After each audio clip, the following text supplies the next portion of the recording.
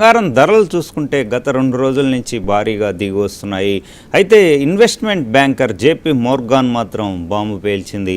ఈ ఏడాది చివరికి అన్ని అనుకూలిస్తే $6,000 ఔన్స్ బంగారం చేరుతుందని స్పష్టం చేసింది. అయితే ఈ అంశాలపై మనతో చర్చించేందుకు ప్రముఖ మార్కెట్ అనలిస్ట్ ప్రభు గారు ఉన్నారు, అట్లాగే అనలిస్ట్ నంది రామేశ్వరరావు గారు ఉన్నారు.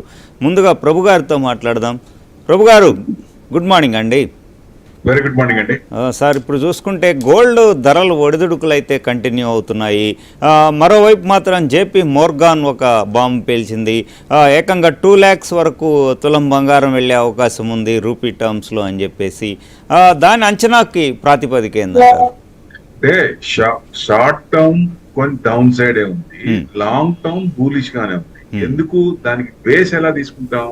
ఇప్పుడు ఫారెక్స్ రిజర్వ్స్ తీసుకోండి, దాంట్లో టోటల్ గా చూసుకుంటే $16.5-17 ట్రిలియన్ వర్త్ ఆఫ్ ఇది ఉంటుంది. దాంట్లో మీకు 60-70% డాలర్సే ఉంటాయి. ఇప్పుడు డాలర్స్ తెలుస్తోంది, డాలర్స్ డామినేషన్ ఇంకా డామినేషన్ వాళ్ళదే ఉంది. ఫ్యూచర్ లో వాళ్ళు డామినేషన్ తగ్గుతుంది, డిఫేమ్ అవుతుంది, యూఎస్ డీడాలరైజేషన్ అవుతుంది. కాబట్టి కొంచెం ఏం చేస్తున్నారు, కొన్ని కంట్రీస్ టర్న్ అవుతున్నాయి, డాలర్స్ నుంచి గోల్డ్ కి టర్న్ అవుతున్నాయి.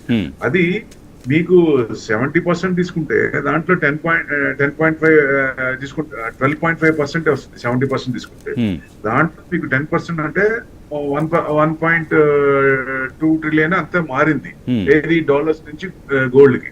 అదే ఇంకొక 10% మారితే, సో లాంగర్ వ్యూ బులిష్ గా ఉండటానికి కారణం ఇదే. వాళ్ళు గనక ఈ కన్వర్షన్ లో దీని నుంచి దానికి మారిస్తే, గోల్డ్ కి మారిస్తే ఇంకొక 10% మార్చారు, ప్లస్ ఇంకో 10% 30% మార్చారు అనుకుంటే పరిస్థితి ఏంటి? డెఫినెట్ గా ఇది అయిపోద్ది కదా. సో గోల్డ్ బయింగ్ లో వస్తుంది, బాగా విపరీతంగా ఉంటారు. సెంట్రల్ బ్యాంక్స్ అన్ని బై చేస్తున్నప్పుడు వాళ్ళు ఎక్కడ ఆపలా ఇప్పుడు కూడా. సో కంటిన్యూగా కొంటూనే ఉన్నారు. ఎప్పుడు కొంటున్నారు? బాగా పడినప్పుడు అవకాశాన్ని సద్వినియోగం చేసుకుంటారు. మ్యూచువల్ ఫండ్స్ ఇట్లా క్యాష్ లెవరేజెస్ పెంచుకొని ఎక్కువ క్యాష్ ఎలా పెట్టుకుంటారో, సెంట్రల్ బ్యాంక్స్ కూడా బాగా పడ్డప్పుడు ఇది పర్వాలేదు పడ్డప్పుడు, ఎందుకంటే 165 నుంచి 141 దాకా వచ్చింది. సో మార్కెట్ లో ఇప్పుడు 141, 313 MCX లో ఇవాళ 1000 పాయింట్స్ మైనస్. అదే సిల్వర్ చూస్తే 2,21,000 సిల్వర్ కూడా బాగా తగ్గింది.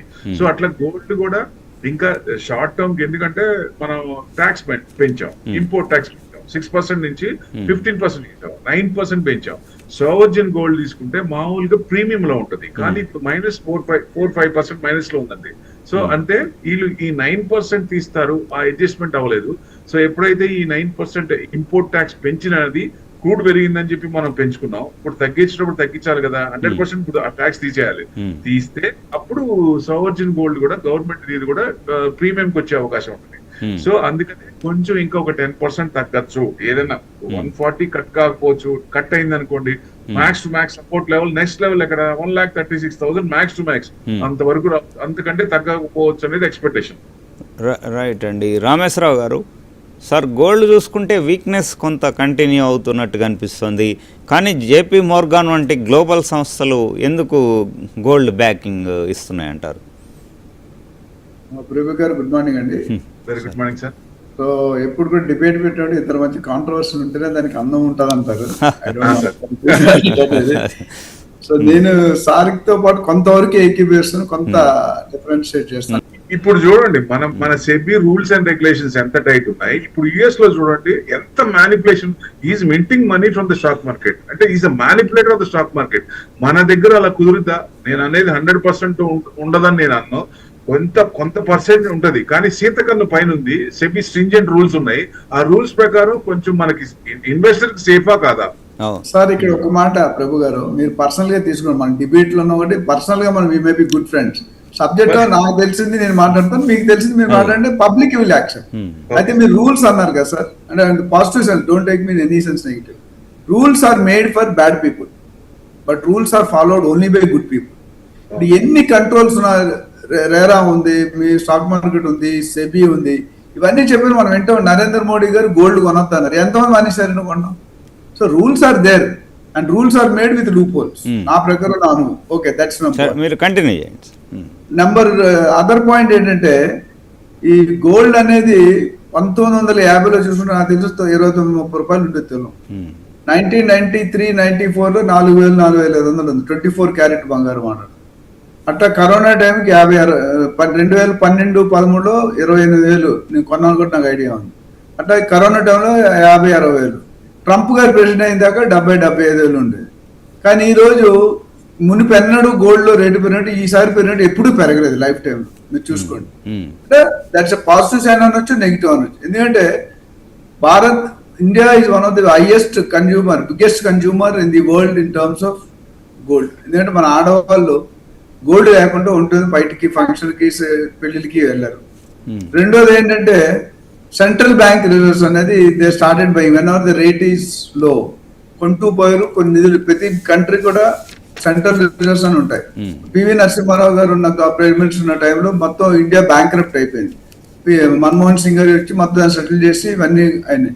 సో ఎప్పుడైనా యుద్ధాలు అయినప్పుడు అది ఇన్కమ్ లేనప్పుడు they will use there net reserves అనేది, సెంట్రల్ రిజర్వ్స్ అనేది ఉంటుంది. రెండోది ఏంటంటే జియో పొలిటికల్ కండిషన్ అన్నారు sir. Political condition definitely matters allot. ఎందుకంటే ఈ ట్రంప్ గారు వచ్చిన తర్వాత ఏమవుతుంది ఏమవట్లేదు అనేది మనకి తెలియట్లేదు. రేపు ఇవాళ పొద్దుట ఒక డెసిషన్ చెప్తారు, సాయంత్రం డెసిషన్ మారిపోతుంది. ఆయన డెసిషన్ ఆయన ఉండడు. జో బైడెన్ గారు మొత్తం 4 years ఎన్ని ఎగ్జిక్యూటివ్ ఆర్డర్ సైన్ చేశాడు. ఆయన 1 year కూడా కాదు, 6 నెలలకు సైన్ చేశాడు. అవి ఎంతవరకు యాక్సెప్ట్ చేస్తారు చేయరు అనేది దట్స్ ఎ సెకండరీ పాయింట్. అట్లనే సెంట్రల్ బ్యాంక్ సపోర్ట్ ఇది బిగ్గెస్ట్ స్ట్రక్చరల్ సపోర్ట్. మనం ఇప్పుడు చూసుకుంటే ఆల్మోస్ట్ 244 tons ఫస్ట్ క్వార్టర్లో, అంటే ఇంక్రీజ్ రేట్ అరౌండ్ 17% పెరిగింది ఫిగర్స్ ప్రకారం.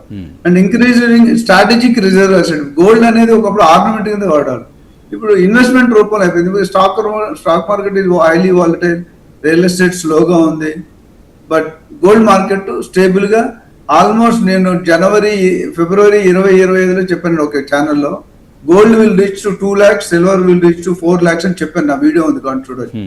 అది 1,89,000 వెళ్ళింది హైయెస్ట్. సిల్వర్ అనేది ఆల్మోస్ట్ మీకు 4,25,000 దాకా వెళ్ళింది. కానీ అదే ఇప్పుడు ఇవాళ చూసుకుంటే కనుక 1,42,000 ప్లస్ ఆర్ మైనస్ 3-4,000 ఇట్లా. ఇప్పుడు సార్ ఏమన్నంటే ఒక 10%, 1,35,000, 1,04,000. నేను కొద్దిగా భిన్నంగా ఇంకా కొద్ది తగ్గుతుంది అంటారు. ఎందుకంటే geo political condition, war condition ఇవన్నీ మీరు చూసుకుంటే కనుక డెఫినెట్లీ అన్ప్రిడిక్టబుల్ ఉంది. ఎంత అనలిస్ట్ అయినా, ఎంత స్పెషలిస్ట్ అయినా, ఎంత తోపైనా చెప్పలేము రేపు ఇది అవుతుంది 1,89,000 అవుతుంది ఎవరైనా అనుకున్నారు, కల్లా అనుకున్నారు. రియల్ ఎస్టేట్ లో లాభాలు చూసాం కానీ గోల్డ్ లో స్టేబుల్ గ్రోత్ ఉంది, లాస్ అంటలే. There always stable growth on gold.